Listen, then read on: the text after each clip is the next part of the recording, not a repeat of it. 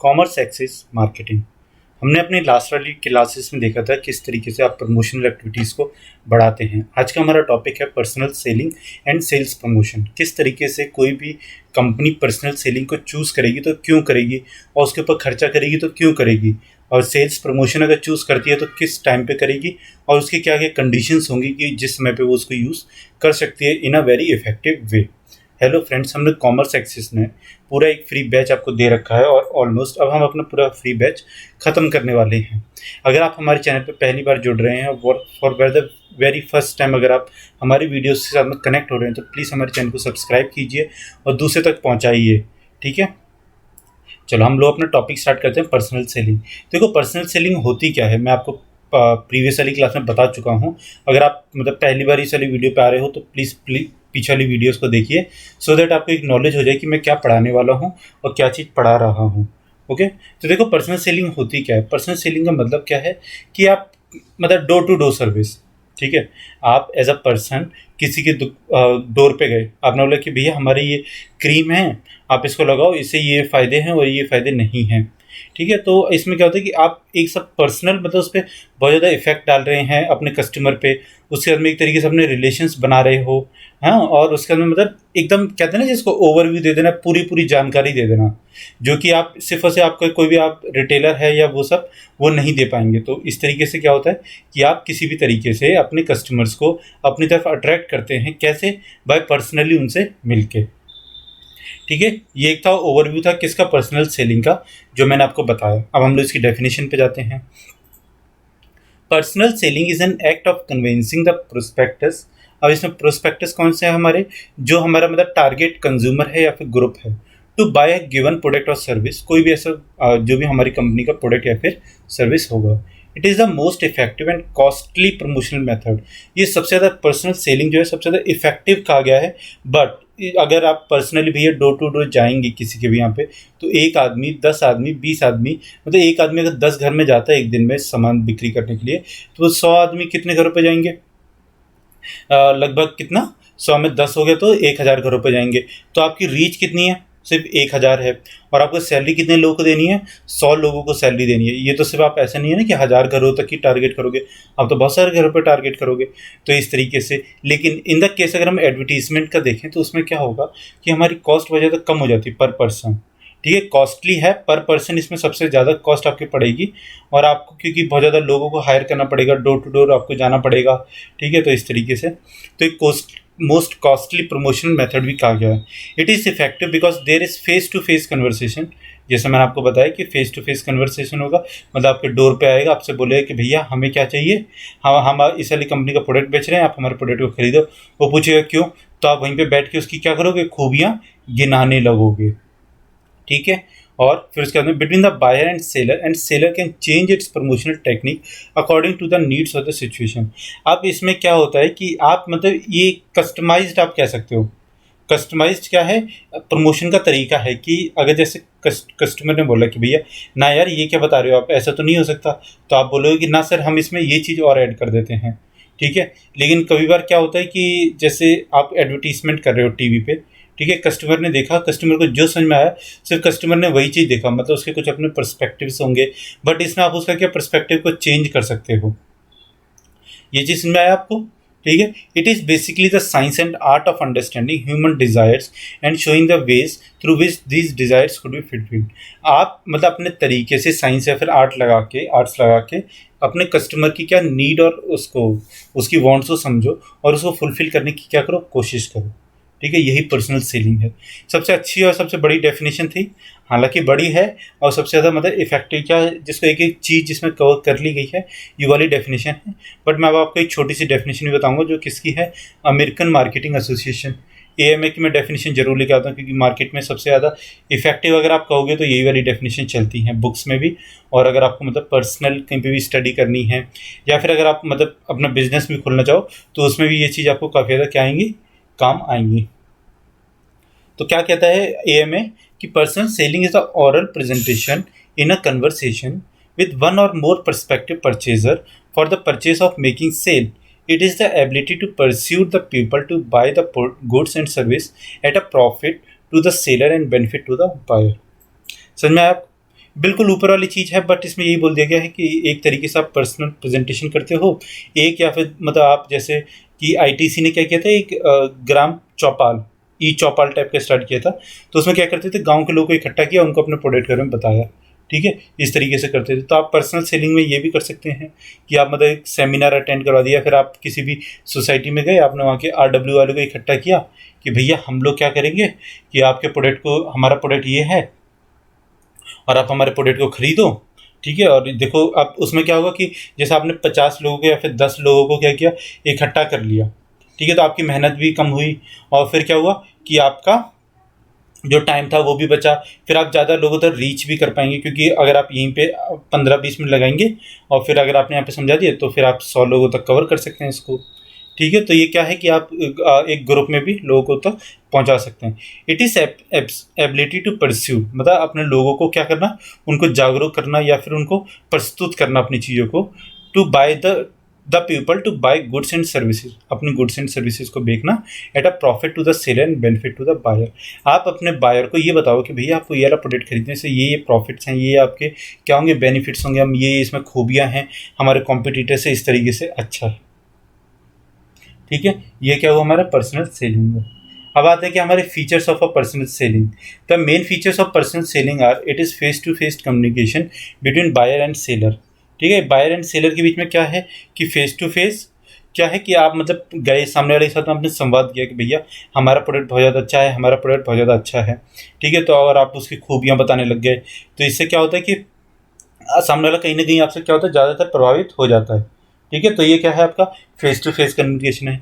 It is a to way communication. Advertisement अगर आप TV पे देखते हो तो उसे हमेशा क्या कहा जाता है, वन वे कम्युनिकेशन कहा जाता है, क्योंकि एडवर्टीजमेंट में जो आपकी कंपनी जो है वो आपका एडवर्टीजमेंट दिखा के चली जाती है और आप उससे कुछ पूछ ही नहीं पाते। बट इसमें क्या होता है कि आप उससे भी पूछ सकते हो, वो आपकी उस कोई भी सॉल्यूशन है उस चीज़ का तो आपको बताएगा, ठीक है। फिर उसके अंदर क्या आता है, it is an oral communication. कोई ये रिटर्न वगैरह नहीं होता, क्योंकि भैया ऐसा थोड़ी है कि सेल्समैन जो आएगा वो कॉपी पे और बोर्ड्स बना के लेके आएगा और आपको ला के दे देगा कि भैया ये लोग खरीदो खरीदो हमारा प्रोडक्ट खरीदो, लेकिन बोलेगा कुछ नहीं आपसे, ठीक है। ऑरल कम्युनिकेशन होता है, ये इसके फीचर्स हैं, ठीक है। It persuades a consumer instituting of price pressurising them.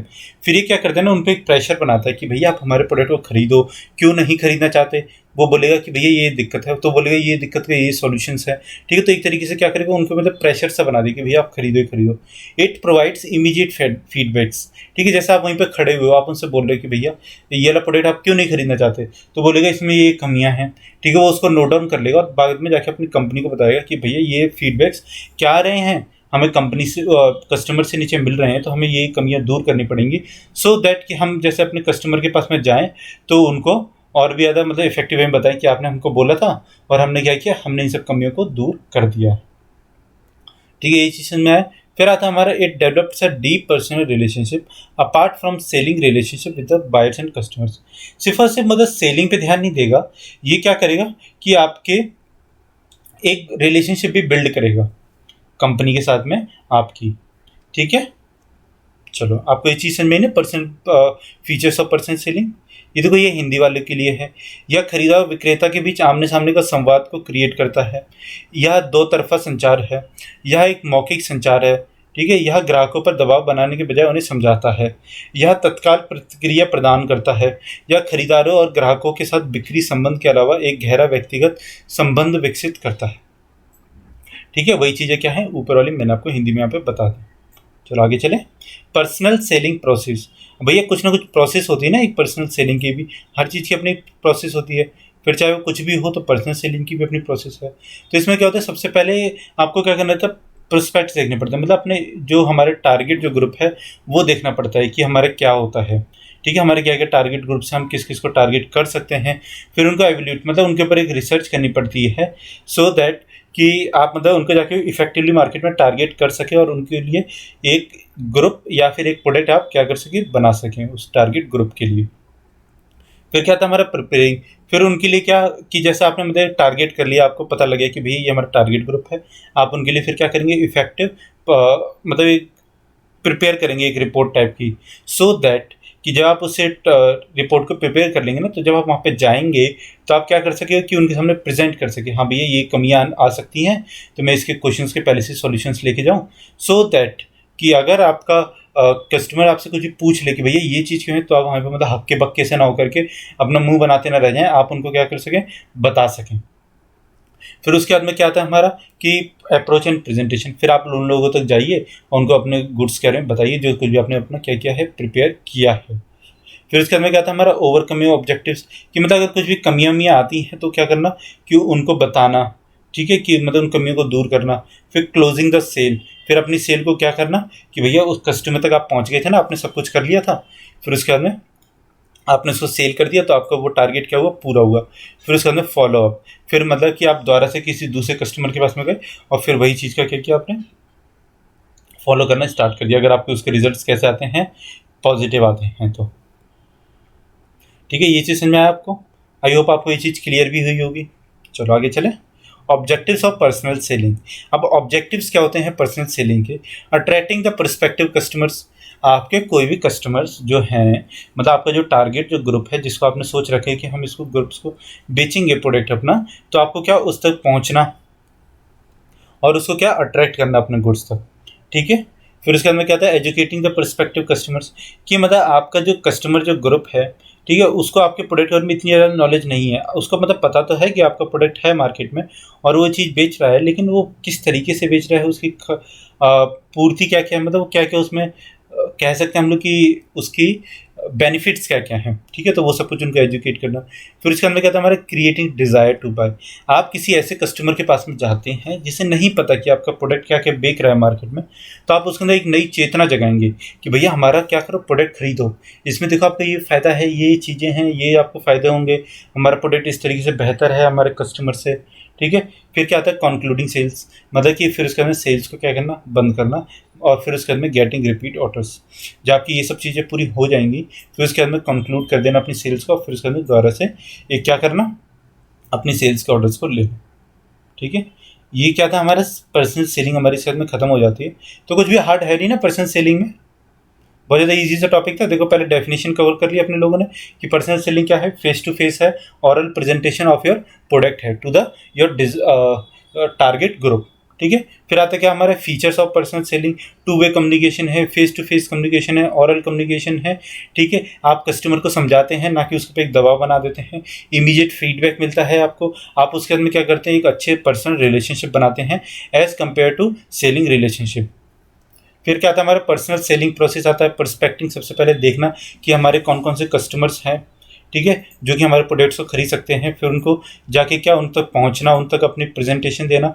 फिर उनको उनके मतलब कोई भी अगर उनकी ऑब्जेक्शंस हैं, कोई भी खामियां हैं, तो उनसे ऊपर उठाना उनको कि भैया नहीं हमारा प्रोडक्ट अच्छा है, आप खरीदो, आप इस तरीके की बातें क्यों सोचते हो, देखो आपको ये फ़ायदे होंगे। ठीक है, फिर उसके बाद में क्लोजिंग द सेल, मतलब जब आपका ये सब कुछ पूरा हो जाए, फिर आप उसको क्या कर सकते हो, क्लोज कर सकते हो सेल को, और फिर उसके बाद में आप उसी चीज़ को फिर से क्या कर सकते हो, रिपीट कर सकते हो, सो दैट कि आपने जितनी मेहनत की है वो बर्बाद नहीं जाए। अगर आपके पॉजिटिव रिजल्ट्स आते हैं तो, अगर नेगेटिव रिजल्ट आ रहे हैं फिर तो आपको उस पर फिर दोबारा से काम करना पड़ेगा। ठीक है, ये चीज़ समझ में आई? चलो फिर अगर हम आगे चलते हैं अपने किस पे, सेल्स प्रमोशन पे। अब सेल्स प्रमोशन क्या होता है? देखो सेल्स प्रमोशन का मतलब कुछ नहीं होता, यही होता है कि आप अपने किसी भी तरीके से अपने कस्टमर को क्या करो, लुभाओ। किस तरीके से? अपनी सेल्स को इंक्रीज करने के लिए। बट आप क्या करोगे कि उसके दिमाग में मतलब ये चीज़ डालोगे कि आप उसको सेल्स प्रमोट नहीं कर रहे अपनी, आप सिर्फ और सिर्फ उसका फ़ायदा उसको दिखा रहे हो। ये चीज़ समझ में आई? थोड़ी सी उल्टी सीधी सी होगी ना, कोई बात नहीं, चीज़ यही है, लेकिन बस थोड़ी सी उल्टी सीधी सी है कि मतलब आप उसके कस्टमर के दिमाग में अपने ऐसी चीज़ डालो कि भैया देखो डिस्काउंट आपको मिल रहा है, ठीक है, 100 रुपये की चीज़ आपको अब आपको 80 रुपये में मिल रही है। तो कस्टमर सोचेगा 100 की चीज़ 80 में, ये कैसे हो सकता है? आप भाग के गए दुकान पे पूछें भैया 100 की चीज़ 80 में, उसमें हाँ यार 80 में है, खरीद लो। आप गए भाग के आके खरीद ली। क्या हुआ एक्चुअली में, क्या आपको उस चीज़ की ज़रूरत थी? नहीं थी। क्या आपने कोई चीज़ सोची थी कि भैया मैं ये चीज़ खरीदूंगा? नहीं। बट लेकिन क्या कंपनी ने क्या चाल चल दी कि आपको तो 80 रुपये का बेच दिया उसने, हालांकि उसने 20 रुपये का अपना नुकसान उठाया, बट उसने क्या अपने जो भी सेल्स था उसका वॉल्यूम क्या किया, इंक्रीज कर दिया। ठीक है, ये चीज़ करती है कंपनी किसमें, सेल्स प्रमोशन में। अब इसकी हम लोग डेफिनेशन देखते हैं। Sales promotion is marketing strategy where the product is promoted using short term attractive initiatives, ठीक है, to stimulate its demand and increase its sales.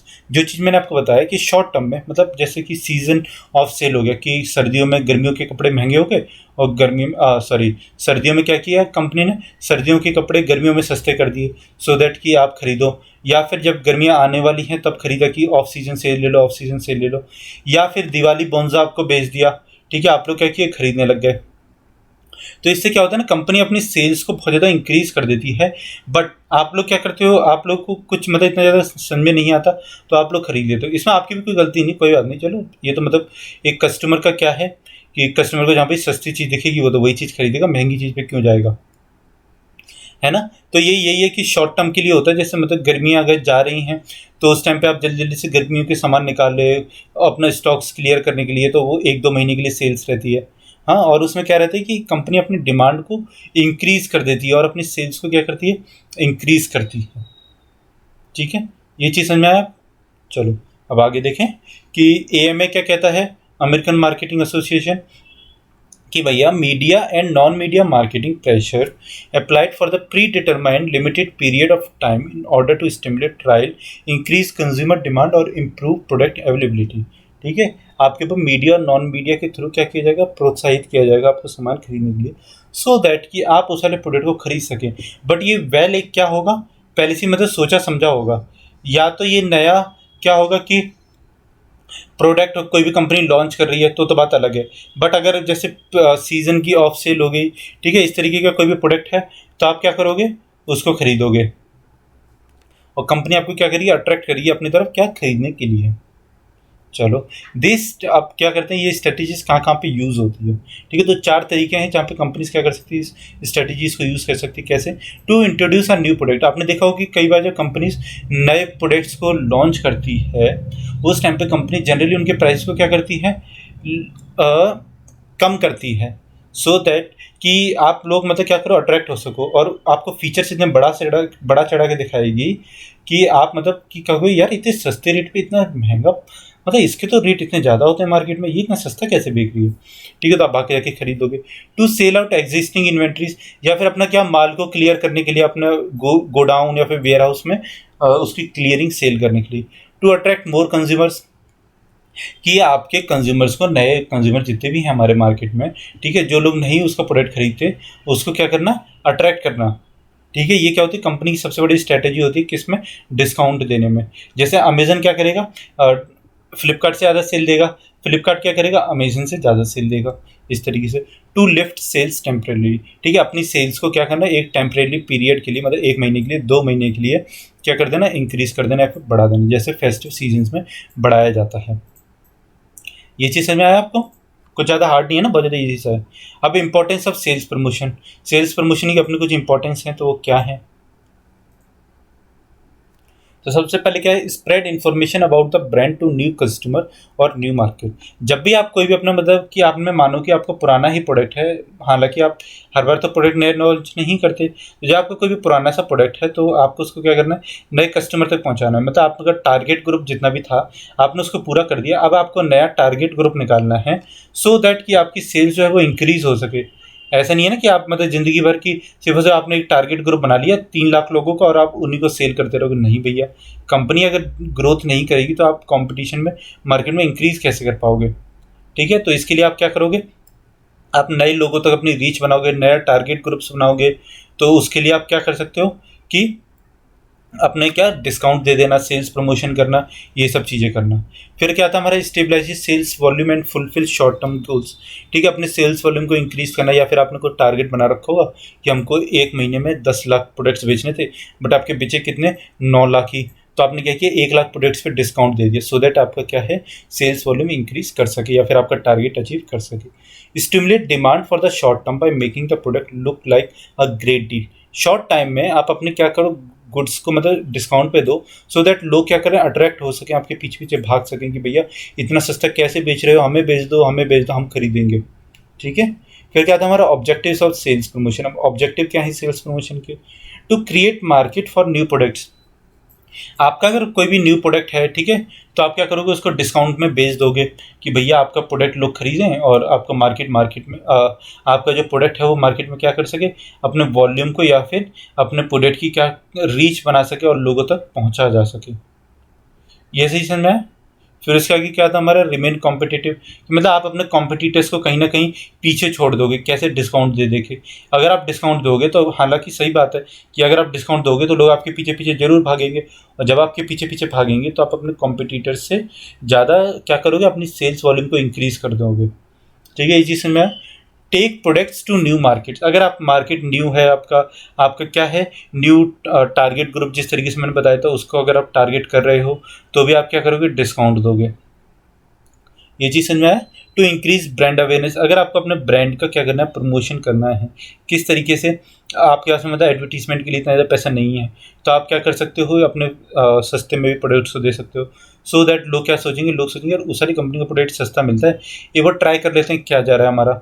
हाँ, तो ऐसे भी हो सकता है। फिर वो टू लॉयल कस्टमर्स, अब इसमें क्या होता है कि आप अपने वफादार कस्टमर्स, मतलब जो भी कोई आपके लॉयल कस्टमर्स हैं, जो आपका प्रोडक्ट मतलब सालों से खरीदते आ रहे हैं या पूरे साल भर खरीदते हैं, तो आप कहीं ना कहीं तो उन्हें गिफ्ट दोगे ना, सो दैट वो आपके सामने जुड़े रहें। कहीं भी ऐसा हो कि यार मैं इतने सालों से तो इस कंपनी का प्रोडक्ट खरीद रहा हूँ, हमें कुछ देते नहीं साले, ऐसा भी हो सकता है ना आपके दिमाग में। तो इस वाले केस में आप क्या कर सकते हो कि अपने कस्टमर्स को लॉयल रखने के लिए, और मतलब उनको चीयर अप करने के लिए क्या करोगे कि डिफरेंट डिफरेंट सेल्स प्रमोशंस दोगे उन लोगों को। ठीक है, ये चीज़ समझ में आया आपको। चलो, सेल्स प्रमोशन स्ट्रेटजीज, तो देखो इसमें 3 तरीके की होती हैं, pull up, pull strategy, push strategy and hybrid strategy. तो सबसे पहले हम लोग क्या देखेंगे, हमारी पुल स्ट्रेटजी, कि हमारी पुल स्ट्रेटजी क्या होती है। The pull strategy attempts to get the customers to pull the products from the company. It involves making use of marketing communication initiatives like seasonal discounts, financial schemes, etc. तो इसमें क्या कुछ ज़्यादा है नहीं कि मतलब आप अपने कस्टमर्स को क्या करो, पुल करो कि भैया हमारे प्रोडक्ट्स को खरीदो। ठीक है, और किस तरीके से आप उनको डिस्काउंट्स दो, या फिर क्या करो, फाइनेंशियल स्कीम्स वगैरह उनके प्रोवाइड करो कि हम जीरो बेस्ड आपको ईएमआई दे देंगे, या फिर हम आपको ईएमआई पे अगर आप करवाते हो हम आपको अपनी कंपनी से ही ईएमआई करवा देंगे, आपको कहीं जाने की ज़रूरत नहीं है। ठीक है, आपसे एक भी पैसा नहीं लेंगे, प्रोसेसिंग फ़ीस आपकी माफ़ करवा देंगे। तो इस तरीके से आप करवा सकते हो। या फिर सीजनल डिस्काउंट्स दे सकते हो कि भैया सर्दी आ रही है खरीद लो, दिवाली आ रही है खरीद लो, होली आ रही है खरीद लो। ठीक है, 15 अगस्त सेल लगी हुई है, फ्रीडम सेल लगी हुई है। ठीक है, इस तरीके से क्या आप लोगों की सेल्स को क्या कर सकती है, कंपनी इंक्रीज कर सकती है, और आप लोगों को समझ में नहीं आएगा और आप लोग उस जाल में क्या करोगे, फंस जाओगे। ये चीज़ समझ में आया। फिर क्या आता है हमारा पुश स्ट्रेटेजी। तो पुश स्ट्रेटेजी में गवर्नमेंट कंपनी क्या करती है, push strategy attempts to push the product away from the company to the customers. It involves convincing the intermediaries channels to push the product from the distribution channels to the final consumer using promotion and personal selling efforts. The strategy involves making use of tactics developed especially for resellers, merchants, dealers and distributors and agents. तो इस वाले case में क्या होगा कि मतलब companies आप लोग को हालांकि ज़्यादा डिस्काउंट ना दे करके जो हमारे रीसेलर्स हैं या फिर क्या हैं जो हमारे कंपनी मतलब रिटेलर्स हैं, तो उन लोगों को ज़्यादा डिस्काउंट दे देगी, सो दैट वो क्या करेंगे, आप लोग को उसका प्रोडक्ट कंपनी का क्या करेंगे कि भैया इस वाली कंपनी का प्रोडक्ट खरीदो यार, ये अच्छा आता है, भले ही अच्छा ना आए बट उसे क्या करेगा कि अगर वो 10,000 से ऊपर की सेल करवा देता है एक महीने में, तो कंपनी उसे कुछ ना कुछ इंसेंटिव दे देगी। किस तरीके से, कहीं उसे घूमने के लिए दे सकती है कि भैया आप यहाँ पे घूमने चले जाना, इस तरीके से। तो ये चीज़ें समझ में आई आपको, दोनों चीज़ें, कुछ हार्ड नहीं है ना ज़्यादा। चलो आगे चलें। तो इसमें आता है हाइब्रिड स्ट्रेटेजी। जैसा कि नाम ही बता रहा है हाइब्रिड स्ट्रेटेजी, तो इसमें क्या होता है, दोनों मिक्स टाइप का, ये एक समझो आप। A hybrid sales promotion strategy makes use of both the pull and push strategy to sell the product with the least resistance possible. It involves attracting the customers using special coupons and providing incentive to the merchants to sell the brand's product. मतलब आप special एक तो उनको coupons भी दो कि आप जाओगे दुकान पे तो आपको मतलब जैसे होता है नहीं, कई बार चिट कोड्स निकलते हैं कि मतलब इसमें एक चिट कोड्स निकलेगा, अगर आप इसको कंप्लीट कर लेते हो तो आपको क्या मिलेगा, आपको 10 प्रोडक्ट फ्री मिल जाएंगे या फिर एक प्रोडक्ट आपको फ्री मिल सकता है इस वाले केस में। तो ये क्या होता है हमारे कि आपने स्पेशल कूपन्स दिए किसको, कस्टमर्स को, बट ऑन द उसी टाइम पे आप अपने उसको कहोगे किसको, डीलर को, कि अगर आप हमारी कंपनी का 10,000 प्रोडक्ट्स भिजवा देते हो तो हम आपको 1,000 प्रोडक्ट क्या करेंगे, फ्री दे देंगे। ठीक है, तो इस वाले केस में क्या होता है कि दोनों तरफ से मतलब एफर्ट्स लगते हैं। एक तो आप भी कहोगे कि यार मैं जल्दी जल्दी से खरीदता हूँ और अगर मैं ये 10 कूपन्स पूरे कर लूँगा तो मुझे एक प्रोडक्ट फ्री मिलेगा। वहीं पे वो सोचेगा डीलर हमारा कि यार जल्दी जल्दी से अपने प्रोडक्ट को बिकवा देता हूँ, सो दैट कि क्या रहेगा कि जब मेरे 10,000 प्रोडक्ट्स पूरे हो जाएंगे तो मुझे तो 1,000 प्रोडक्ट्स का फ़ायदा हो जाएगा। ठीक है, तो अब आप इसमें देख रहे हो कि एक मतलब पुश भी लग रहा है और पुल दोनों लग रहा है। तो इस वाले केस में क्या करें, कंपनी की जो सेल्स होगी वो क्या होगी, ज़्यादा इंक्रीज हो जाएगी।